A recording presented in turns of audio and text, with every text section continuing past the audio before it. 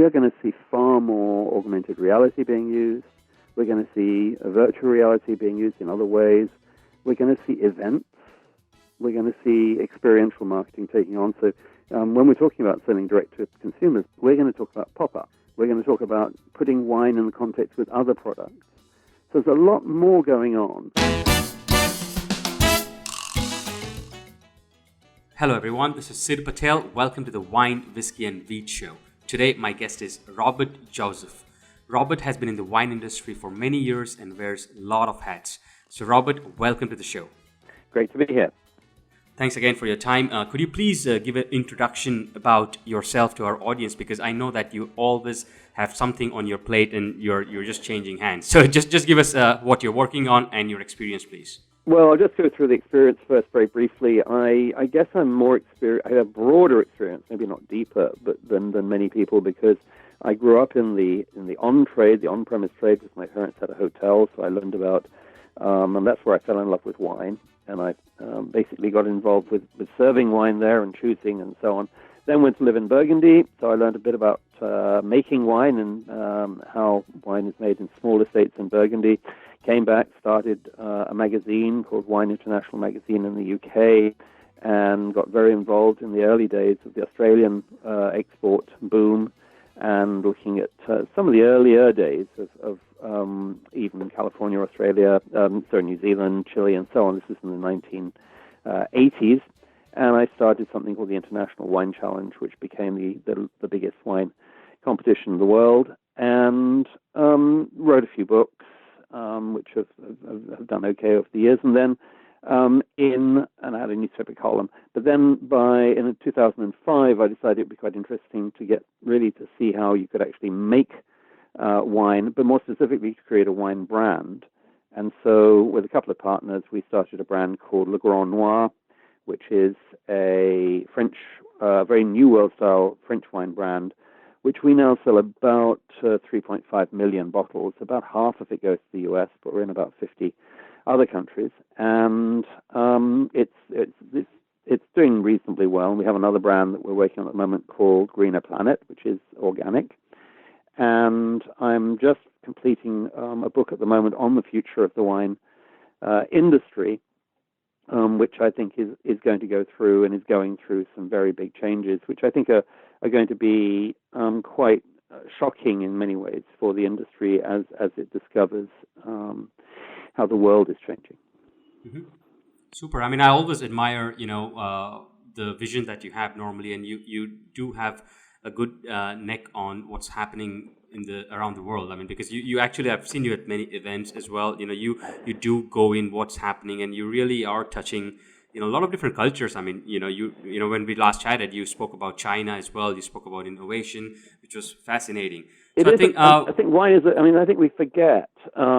Just on the one hand, we take it for granted that we can sit in New York or London and drink wine from Austria or Uruguay. But in fact, there are both things that are the same across the world and things that are very different, and we don't necessarily see how things are moving at different speeds in different places. Absolutely. I think especially, like China has so many different models which people can easily take advantage of in even mature markets like US, which I think that's very true. But I also think the US market is also now on a route of its own that isn't necessarily understood in other countries. Mm-hmm. Yep, absolutely. So let's dive into this. What are the 5 areas that you think innovation is happening where actually wineries can now start paying attention to? Well, I think the first thing is let's start from in no particular order, but climate change. And I think that the effect that climate change and sustainability and all the other things, it's now become part of the conversation. Now, that may not be the case for everyone, and we have politicians in many countries who are not as supportive of it, but it is now part of the conversation, and it's going to become increasingly part of the conversation. So how does that affect wineries? Well, it's going to affect wineries in various ways. Obviously, if they're not already being affected by rising temperatures, but also shortage of water, risk of fire, but more particularly, and this is where the fires come in, the fires and floods, going to see more variability of climate. And we're seeing that already all over the world, where people who remember, in Europe, the old days, you'd say, oh, yes, my father used to say, my grandmother used to say, if it rains on this date, we'll get this weather in 3 weeks' time or 4 weeks' time, whatever. And it was remarkably reliable. It didn't work all the time, but by and large, the old wives' tales kind of worked. Those same producers are saying, no, nothing is predictable anymore. We have no idea of how 1 year is going to turn out. And we're seeing, I've been looking at the English wine industries, and we're talking about variability of yields from 6 hectoliters per hectare to 35 in a decade, up and down. How do you run a business that way? Well, one of the things that's coming out of that, and we've seen that in the States, we've seen it elsewhere, is the move towards multi-regional blends. So essentially, when one region has got problems with climate, true, we'll be blending. I was just about to say else. that, like, diversification can be one angle where you own little vineyards in different hemispheres, and maybe that can be a little way to go about it. Or maybe you don't own vineyards. Maybe you're just buying grapes, which is probably more to the point. But my point about this, and I'll come back to other reasons for doing this, but it's for certainly for climatic reasons, it's interesting. But also climate change is going to be relevant in terms of the way we communicate, because if our customers care about it, how are we relating to it? So when I pull up at a winery, talking to the wineries we deal with in France, for example, it's pretty windy where we are. So I'm thinking, well, we should be getting wind power, but where do we put the windmill? And to be honest, we should be putting the windmill where people can see it. We should have solar panels where people can see them, and make a thing of it, because we are actually making a statement to our. We're not doing it for you're not doing it for greenwashing. You're not doing it for marketing reasons. You're doing it actually as part of an effort to contribute to the struggle against what is a catastrophe. But there's no reason why you should not also tell your customers you're doing it and show them that you're on the same side as at least a lot of them. So I think that's going to be something we're going to see more of. So on the one hand, it is actually using fruit from a broader range of places, and that will be relevant to the bulk market, which obviously you know a lot about, but also at a micro level, what kind of packaging are you using? Are you using lightweight bottles? What sort of cardboard are you getting? How are you shipping the stuff, and so on? And we're going to see a lot more of that going on, and that will also be relevant to the bulk market, because it may make more sense to be shipping the wine in bulk and bottling it, or not even indeed bottling it, putting it into kegs or other forms of containers when it arrives. So that's one. It's a large subject we may come back to. Political challenges. In the last few months, we've been hearing quite a lot. If champagne producers are threatened with 100% tariff by the Trump administration, well, actually, that's gone away. It hasn't really gone away. It's just been shelved. We have a truce. Basically, President Macron backed down on his digital tax, and so Trump has backed off from the 100% tax at the moment. But what people are not talking about is we already have a 25% tariff on various European wines. And it makes a huge difference. If you're shipping, and the point about this, and a lot of people outside this situation don't know, if you're shipping $100,000 worth of wine, for example, it arrives in the U.S., within 10 days, the importer has to pay $25,000 to the government. And, that means you've got to have a lot of cash suddenly sitting there. It also has a very clear implication on the price point. So, if you've got a wine that's a $10 wine, suddenly it's potentially going to be, or $10, $12 wine, it's going to be pushed over into the $15 plus category, which will have a huge effect, and that obviously goes up the scale. But I think there's something that lies behind this, because, this will affect all sorts of producers. It will affect importers and distributors who rely on those wines. But the thing about it is it's partial. So, for some reason or other, whilst the 100% tax is going to be on sparkling wines, the 25% tariff leaves sparkling wines out because of lobbying, I think, that kept them out. And it also it didn't affect, I think Italian wine was left out, but French wine was in, for argument's sake. So at any point, you now, and these are tariffs that are being applied because of taxes on tech or on Airbus and Boeing subsidies and so on. Nothing to do with our industries. True. I think, but this kind of thing will always, I think it's a new norm. I think one should accept that. I personally don't see it going. I just see it more and more now. I think trade will soon get leveled up. Looks like that. But the problem that is very relevant, particularly to the wine industry, that the spirits industry has better margins than the wine industry, which is the reason why... I understand, but I think there will be new markets where maybe Brazil will open up or China will open up free trades, and there will always be an arbitrage. But my problem with it is that if we're now treating tariffs as a form of warfare, it's all very well. I can open up Brazil tomorrow, but I don't know that when my wine is actually on the water on its way to Brazil, that overnight the Brazilian government, for example, might not slap a tariff on. And that's the sort of thing. When you say a new norm, the spirits industry generally, historically, has been largish companies with larger margins and with more cash in the bank. So potentially a Diageo or a Pernod Ricard could say, okay, well, we're just going to pull that $1 million sponsorship that we were going to do, and we'll have to put that money into supporting the tariff or whatever. In the wine industry, our margins are tiny. Our marketing budgets are tiny. So, it's an awful lot of people who have not got the financial means to sustain this kind of situation. And I think we're going to see a lot of, if this carries on, as we've seen, I think we're going to see quite a lot of casualties. I'd like you asked about the 5 things, so I'll carry on. The next one, I think, is distribution. And that ties in with what I've just been saying.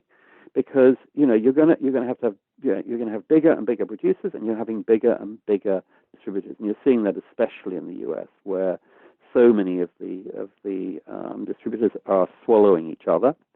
And, unless you're with a big guy, you've got to be with a very nimble small guy. And the guys in the middle are not in a good place. And that is also true in terms of the wine producers. If you are producing 5,000 cases at a high price, you may do pretty well, and you do a lot of it in direct sales, and you may actually have a nice business. It won't be a huge business, but it might be a nice, sustainable business. If you're doing 200,000 cases, and you've got good distribution in a lot of countries and so on, you, again, may have a nice business. But I think that the 20,000 case 12-bottle case winery, competing with the big guys and competing with the small guys is in a tricky place. And I don't see that necessarily getting any easier. I think it's going to get harder. Now, we've seen in Bordeaux, it's a good example here, Bordeaux had 20,000 chateaux in the 1980s. That dropped to 7,000, near 6,700. It's now down to 5,800. And a prediction I've given last week is that it will be 3,500 within the next 3 years. Now, I think 3,500 is still too many. But every single one of those, it's a family. There's something. There's people who work there and so on. There's a social cost to this. And I think the wine industry is going to have to learn far more about branding. Obviously, the new world, where most wineries are much younger by definition and have potentially had to raise the money to start the business and so on, are far cleverer in this sort of respect. But branding and distribution and margins are the sort of things that are going to have far more in-depth understanding than we've seen. But my feeling is that we're going to see something quite dramatic happening in distribution. Yeah, I think more and more tools and platforms, people will have to use, and I think more direct to consumer. I mean, that's only. Well, when we say direct to consumer, what does that mean? Does it mean it can be direct to retail, can be direct to, but pretty much they control. In summary, what I'm trying to say is they control the whole show end to end. Yeah. Well, because when we say direct to consumer, most people kind of think that it's people coming to my winery and signing a piece of paper at the winery or whatever. And I think that's going to be true. It's certainly true, and wine tourism is definitely going to be increasingly important. but it's also going to be buying wine through the online platforms, be it Amazon. Yes, okay, in the States there are rules that say what Amazon can and can't do for wineries, but that's not necessarily true in other markets.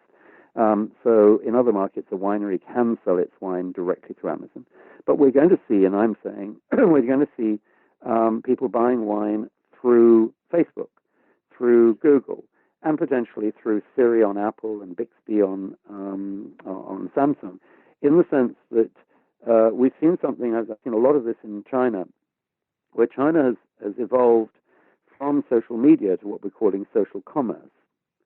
And social commerce is a completely barrierless world where you're talking to people and you're buying stuff all in the same world. And WeChat is the place where this happens most obviously. WeChat is absolutely enormous. It has half as many users as Facebook. That makes a huge amounts of money. We're talking about 1 billion users. But what happens within WeChat, and the first thing to say about it, is that you don't have to download apps. The apps are essentially, you can use almost any kind of, the apps sit within the system, so you don't have to clutter up your phone with lots of apps. But it works within WhatsApp-type groups, very large groups. So I might be within a group, and I might say, what is Tanat, for example, because I've heard of Tanat. Somebody's going to say to me, oh, Tanat's a grape. It's grown in Uruguay, and it's grown in France. And I'm going to say, where can I buy some? And somebody said, well, go across to this shop. The point about the shop is it's in WeChat. And I'm within the conversation. I've gone from the conversation to a shop within WeChat, which might belong to a distributor in my region, but it might also belong to a Uruguayan Tanat producer, and who actually has a shop in that, a virtual shop, effectively, within WeChat. I will then buy some wine from him that's been recommended by this person I've been talking to in WeChat. I will pay with WeChat money, and it will be delivered to my home. Now, WeChat, there's no warehouse. WeChat doesn't have a warehouse full of wine any more than I think Facebook will have a warehouse full of wine. But bear in mind that Amazon, a lot of the stuff we're getting from Amazon doesn't necessarily come from the Amazon warehouse. Amazon facilitates the purchase and the delivery. So I see those platforms moving increasingly into this world. And why do I see that happening? Firstly, because particularly Facebook and Google, but particularly Facebook, is under huge fire at the moment for what's happened on elections and privacy use and so on and so forth, which, depending on the outcome of the US elections, but also elsewhere, there are lots of calls for Facebook to change its business model or even to be broken up. To actually adopt the Chinese model where the money is being made from transactions, even though it's in micropayments, is a very interesting option for them. And we're already seeing Zuckerberg's interest in this through the fact that people can now buy stuff through Instagram. You see a dress on Instagram, a picture on Instagram, you hit the button and you buy it. So that, I think, is going to be a big change. But what does it mean for the drinks industry? Well, actually, in many ways, it's going to be worse than what we've got at the moment. So if we've gone, I'll explain why. So once upon a time, we had shops before we had supermarkets, and everyone forgets we've only had supermarkets since the 1940s or 50s. Before that, we were reliant on the man, usually a man or woman behind the desk, giving us the counter, giving us what we wanted. And they basically, we couldn't see it. It all came from the store downstairs. So I'd say, can I have a bottle of this? Yeah, I think that there are still a lot of stores in the downtowns and some areas like that. But that's really the past. We then went into self-service stores. The States, they were invented in the US, and suddenly we have the shelf, and I can see the label, I can see the price, and I can compare the prices and labels. That was a huge jump for the wine industry that's not really been appreciated how much effect it had on the industry. The next stage beyond that was the website. Now, the interesting thing about the website, and again, it's not really been appreciated sufficiently, is whereas in the store, you've got one big shelf, and yes, you've got some shelves that are better placed, more obviously placed than others, and you've got the bottom shelf and the top shelf. But basically, anyone standing in the store can see all of the bottles reasonably easily. On the website, you've got essentially the home page, And beyond the homepage, where do you go? So if my wine is on page 6 of this website, unless I've gone looking for Uruguayan Tanat or particular red wines, I may never find it. So basically, I've got to pay to be on the homepage. And that is where we're going increasingly, we will be going in terms of with the new platforms. Now, WeChat, when I talk to them, they expect a marketing budget for everything they sell, which is cosmetics, white goods, and so on, of around 20%. Minimum, actually. Now, that is not very surprising to a spirits brand. That's not very surprising to a sparkling wine or champagne brand. They are very used to having that kind of margin to play with in terms of promotion. Most wine companies have nothing like that. So I was interviewing a big French producer last week of high-level regional wines. Their marketing budget across the board is between 3 and 4%. So how are they going to pay for visibility? They are going to be relying entirely on people going to look for them because They're not going to be in people's eye line. I mean, people will have to, for sure, build inbound and brand. That just boils down to brand, right? Yeah. Storytelling and a strong brand, be it small or big. One more thing I just wanted to point out, Robert, is I was in a chat with Tim Hanai, who worked for some big brands, right? He worked for Beverage, I remember, Tim. Yeah. Correct, right? So one of the study they did for a supermarket I was fascinated by this when he told me, is when a shopper buys wine and puts it in the basket and checks out in supermarket, the average sale of that checkout is 3.5 times more than the one without wine. Okay, so there are a lot of powerful muscles trying to stop this direct to consumer plays. And the moment, Amazon understands that, and I'm sure they do that once their consumers is buying wine or beer from their commerce sites, they just have a longer and stronger and bigger checkout stories and bills and relationships. It's just a matter of time because consumers are hanging there and they know that a wine drinker is just going to increase their overall relationship ROI of that customer. Yep, I get that entirely. So that was very interesting, and that is sort of one of the behind the scene reasons why supermarkets are paying so much for this companies to fail, like not allowing alcohol on those sites. But I think the point about it is that globally, people use supermarkets because they're easier than going to 6 stores, or to go to the meat store and the fish store and the vegetable store and the whatever store. That was the reason why supermarkets became so popular, was they made everything easier. It was a one-stop shop. But if you think on a macro, Robert, just sorry to interrupt, but just one thought came. Like if you think this generation, let's say under 40 or whatever you want to call it, they are never going to go to supermarket. They are used to this clicks. So eventually, it's just going to come. Yes, and in China, that is precisely China, and India, I think, is the other place where we're seeing it. These are countries where just as people who may never have had a phone with a wire into the wall, their first phone is a mobile, and their first purchasing is mobile as well, literally through their mobile. And that moves us on to something else that I'm expecting to see more of, which is literally, and we're seeing this, and again, we tend to look at wine separately from beer and spirits, which we shouldn't, but we look at all three of them separately to other products. We are going to be scanning and buying. We are going to be pointing our phones or our watches or whatever it's going to be at stuff. And when I say stuff, it could be a pair of glasses, it could be a piece of cheese, whatever it is. The system will recognize what it is and it will get it to us seamlessly. And that is going to affect wine, because effectively the problem with it is it overlooks the brand. I don't have a relationship with the brand. I like what I'm drinking. I scan it. It arrives. I never know what it's called. So that is that is going to be a dangerous area in a world where, and you talk about brand building, it's all very well to talk about brands, but if we have villages in Europe particularly with 300 different producers all producing the same wine from the same village, with all of whom are being pulled, or most of whom are being pulled down on price by the cheapest. They don't have any money to build a brand, and there are 300 of them, and they're all competing with each other. So that is a problem. They're not going to build brands.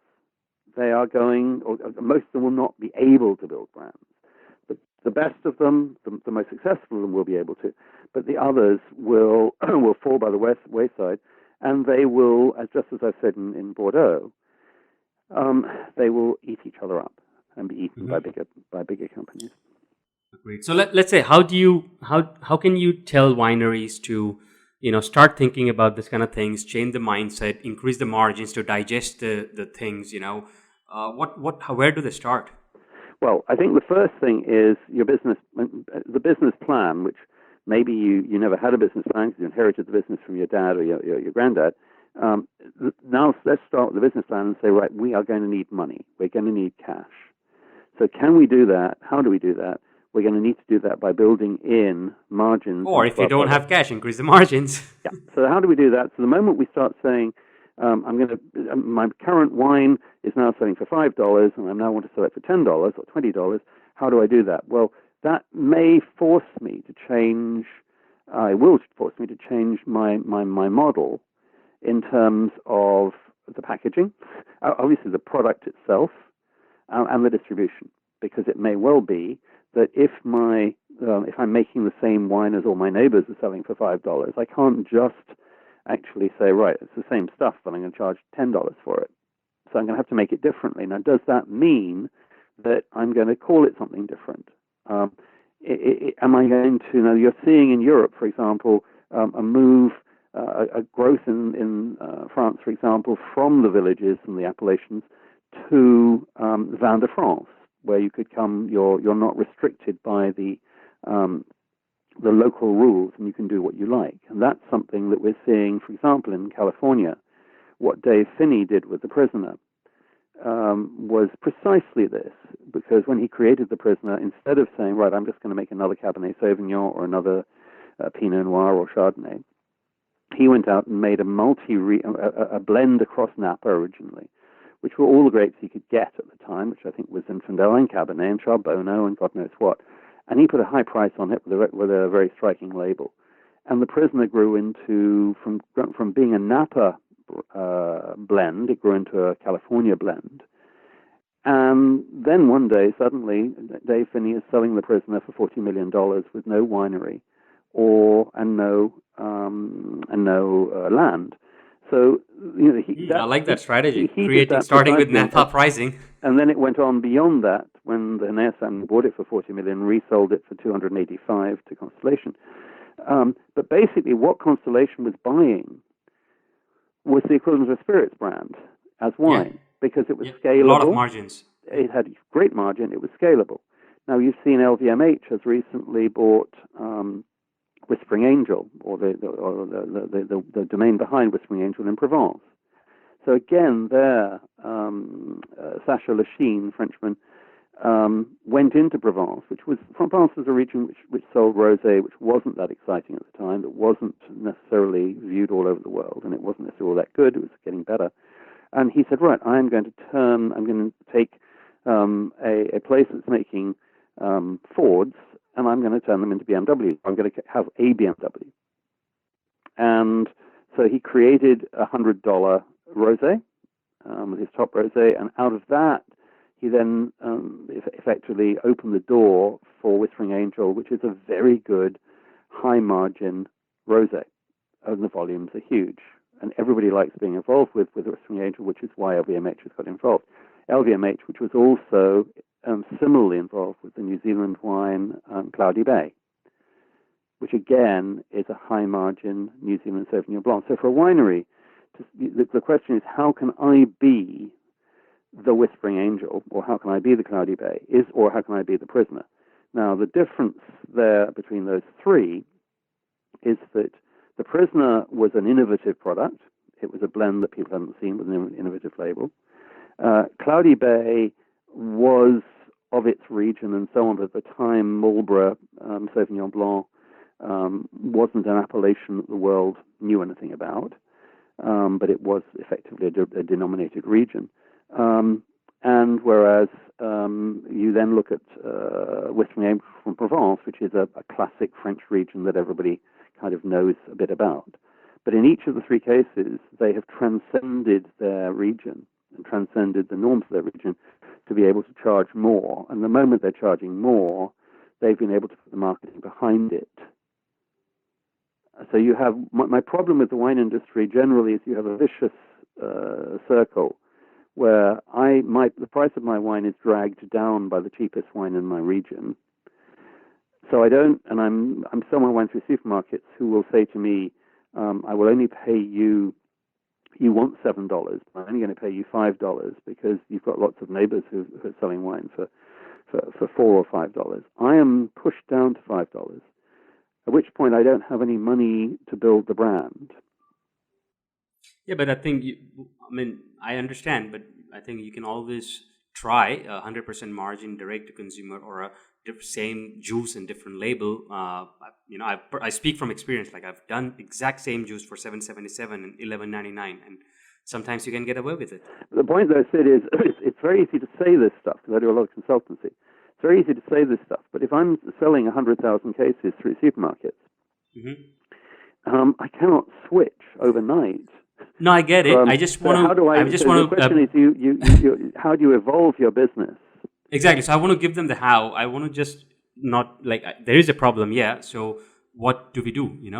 These are some cases where you can put the same juice with a different price. You can try different distribution routes and start diversification, right? But it may need to be at that point. It may be, and again, in the new world, people are a lot better at this. It may well involve creating new brands. Because if your brand is associated with a $5 wine, you can't necessarily, and it's very, this is one of the classic things, this is very hard to trade up. Gallo tried to trade up within your own brand. Gallo tried to introduce reserve wines at the top level. Even Yellowtail tried, it did not work, right? Failed. So, there will always be, what I think is, what we're both on the same page technically, we should write down the problems and then we should attack the problem with a strategy. Yes, period. Yes, there's no mystery to it, except the wine industry tends to be very bogged down in the product, and that whatever the product is, it could be natural wine or it could be industrial wine or whatever. We're not very good at putting ourselves in the shoes of the consumer, and why are they buying this product? Why are they buying wine at all, and why, where, how? So we're just saying. In fact, we don't even respect the consumer sometimes. We just say that they buy Yellowtail and it's shit wine. We have to start respecting the consumer. Precisely. Basically, the one thing that's important is we don't think that the consumer who's buying Yellowtail doesn't think they're buying shit wine. There's a very clever British advertising man who, if we remember Hillary Clinton's unfortunate reference to the deplorables, essentially the wine industry is a bit like that. The wine industry says, oh God, anyone who buys Yellowtail, anyone who buys Hearty Burgundy, whatever it is an idiot. Well, you don't do that. You sensibly, car manufacturers don't go, anybody who buys a Honda is an idiot. The Toyota doesn't say Honda buyers are idiots. Toyota says, buy the Toyota. And we've got to get a lot better. And Toyota, or whichever company you want to say, is looking at why is the other guy, why is the guy buying the Honda? What have we got to do with the Toyota to make him want the Toyota more than to buy another Honda? And the wine industry, and that can be down to packaging, because one of the things we forget is that we are a product where people do not know what it tastes like when they buy it, generally. And so what we have to do is give them the confidence in packaging to make them feel that they are going to enjoy it. Mm-hmm. Super. So I think that's about it from my side, Robert. You've shared some great perspectives. I think people can just listen to this again and again and try and analyze where the problems are and sort of attack them one by one. Thank you. The thing I haven't talked about, Sid, though, is one thing I would add on is communication, because that's going to be something that's going to evolve hugely. We're going to see the idea, and we're still seeing, and I used to be a wine critic, we still see the industry believing that the answer to their problems is just, give some wine to the critics and sit back. And it used to work, to be fair. You got your 95 points or whatever it was, and you did fine. That's no longer the case. Today's generation like to make their own discoveries. They're not as driven by the points as they were, but the points still work, but they're not nearly as effective as they were. And we're seeing people want different kinds of information delivered in different ways. So we are going to see far more augmented reality being used. We're going to see virtual reality being used in other ways. We're going to see events. We're going to see experiential marketing taking on. So when we're talking about selling direct to consumers, we're going to talk about pop-ups. We're going to talk about putting wine in the context with other products. So there's a lot more going on. But whatever we're talking about, the quality and the style of the wine, as far as I'm concerned, is just the starting point. If you haven't got that right, then go home and give up. Right, yeah. Agreed. So I think communication has always been important, will always be important. It's just where are they consuming the content and are you communicating in the way they are consuming?